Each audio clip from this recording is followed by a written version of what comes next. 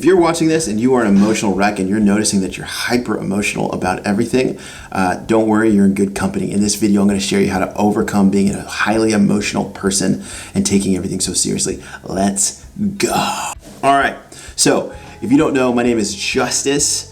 I'm a former pastor and former life coach. I've met a lot of emotional people. I could even say at some point I was highly emotional. And so if you're wanting to know how to manage your emotions and be less emotionally reactive, this video is for you. So it's going to be quick. I'm going to get right to it. I met and pastored a lot of highly emotional people. And if you're watching this, you're starting to notice that those emotions are getting in the way of building real relationships. Good relationships. They're getting in the way of you being able to focus, and they're getting in the way of you just living a good life. And I hope that if you watch this video, you'll just get out of that pretty quickly and not have to sign up for a million therapy sessions and all that stuff, and just go, okay, I'm ready to go. The number one tool, I'm going to get right into it. The number one tool is a thought process, okay? Here is the thought process. I am not my emotions. Most emotional people identify themselves as emotional. That is your number one problem. Your emotions are something that tell you that something's up. They're not something that tells you how to act. Okay? So when you're in this, you need to identify the emotion and say, okay, cool. It's there. You can communicate that emotion out loud or not, but just identify it, but you don't have to react to it. This is something that really helped me. Now, yes, you're emotionally reactive probably because of trauma in your past, but everyone's got trauma in their past. So the more you glorify your trauma and your emotions, the less control you have. Okay? So, number one thing, listen to me. You are not your emotions. Stop identifying yourself as emotional or saying, I just am an angry person or I'm just an emotional person. Stop saying that. You are a person who has emotions and you're learning to manage them correctly.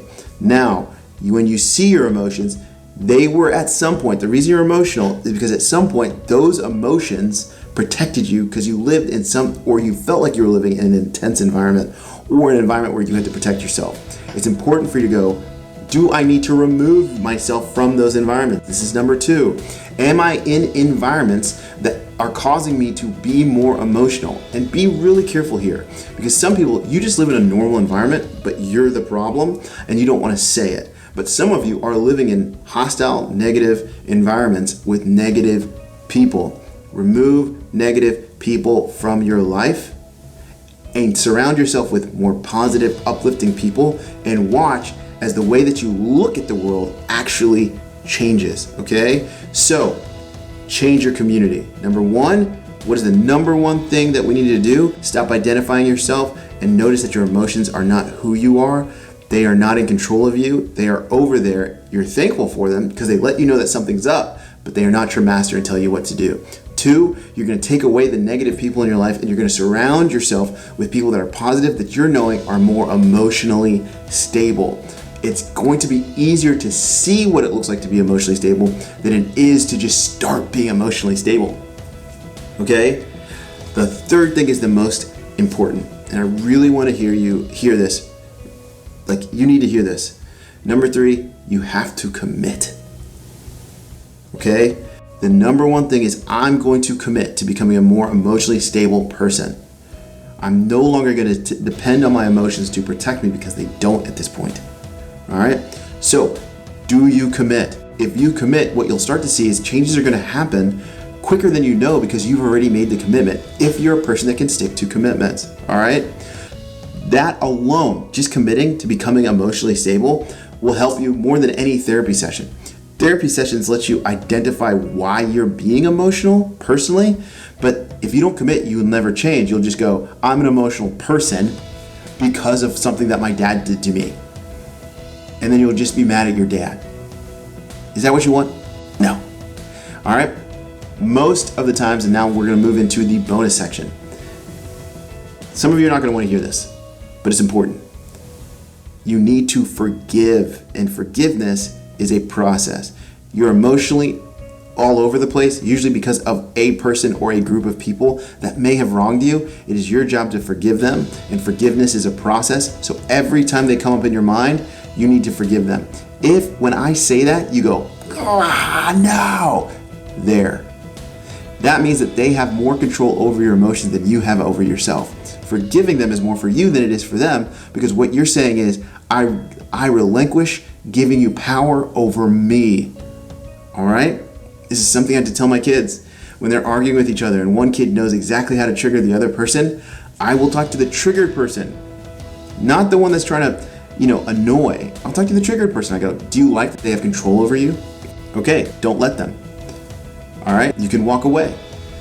But the number one thing you need to do is forgive. And if you're a believer listening to this, if you're a Christian, the next step, that's the hardest step for most people, is to bless them, to wish the best for them. It doesn't mean you allow them into your life again. It just means you go, I'm not gonna let them control me. And in fact, I'm going to bless them because I'm in a position where I'm healed and I wanna see them healed, regardless of if we hang out together or not. Now, most people that watch this, you're gonna hate this because it's hard. And so if you don't wanna do it, don't do it. But I'm telling you as a life coach, if you want to become emotionally stable, this is the beginning. You probably hop from counselor to counselor, therapist to therapist. And I'm not saying that therapy is bad, but I'm saying it hasn't worked for you. It hasn't worked for you. Because talking about your problems doesn't actually change your problems. It helps identify your problems, but you have to commit to changing them, all right? So I hope this has been helpful for you. If it has, comment below. If you disagree, comment below. But it's your job to change so that future generations, people that come in contact with you, are actually having an awesome experience. They're not going, golly, this person's crazy, because you're not. Let's go. Justice Marini.